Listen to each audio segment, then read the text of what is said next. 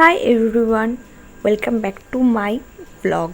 তো এটা হচ্ছে আমার 9 মান্থের সাধের ব্লগ, আমার বাপের বাড়ি থেকে দেওয়া। তো আগের দিন খুব ইচ্ছে হচ্ছিলো মেহেন্দি পরার, তাই নিজেরাই একটু মেহেন্দি পরে নিয়েছিলাম। আর তারপর রাতে খাবারটা সেরে নিয়েছিলাম। এগুলো আমার মামার মেয়ে ওরা এসেছিলো। আর পরের দিন সকাল সকাল আমাকে রেডি হয়ে নিতে বলেছিল সামথিং 12টার দিকে। তো আমি তো একা সাজতে পারি না, মেকআপ আমি পারি না বললেই চলে। তো আমার বোন আমাকে সাজিয়ে দিয়েছিল আর বলেছিলাম একদম সিম্পল রাখতে, কারণ সেদিন বেশ গরমও পড়েছিল।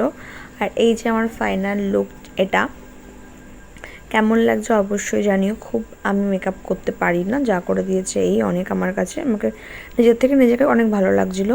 আর এদিকে রান্নাবাড়ি চলছিল, বেশি লোকজন বলা হয়নি, মোটামুটি নিজেদের লোকদের নিয়েই আয়োজনটা করা হয়েছিল।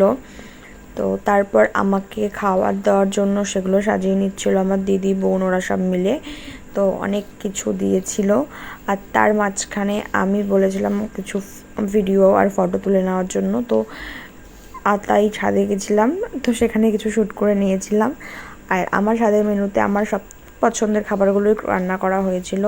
অনেক রকম ভাজা, ইলিশ মাছ, পাবদা মাছ, কচুর শাক, মাছের মাথা, কাতলা মাছ, ভেজ ডাল, চাটনি, পাঁপড়, পায়েস, দই, মিষ্টি।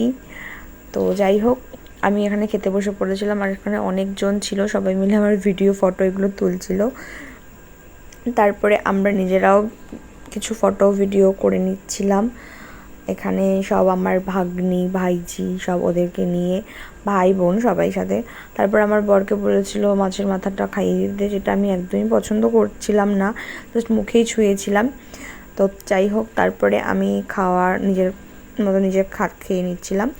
আর তারপর এখানে সবাইকে খাবার দেওয়া হয়ে গেছিলো আমার খাওয়ার পরে। এইভাবেই আমাদের আজকের অনুষ্ঠানটা শেষ হয়েছিল। রাত্রে সবাই বাড়ির লোকজনরা বসে আড্ডায় আর কি মেরে খাওয়া দাওয়া করে আজকের দিনটা খুব ভালোভাবে সেলিব্রেট করা হয়ে গেছে। তো এই ছিল আমার 9 মান্থের সাথে ছোট্ট একটা মিনি ব্লগ। কেমন লাগলো অবশ্যই জানিও।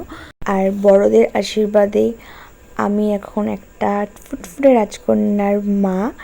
তো সবাই আমার মেয়েকে খুব আশীর্বাদ করো। বাই।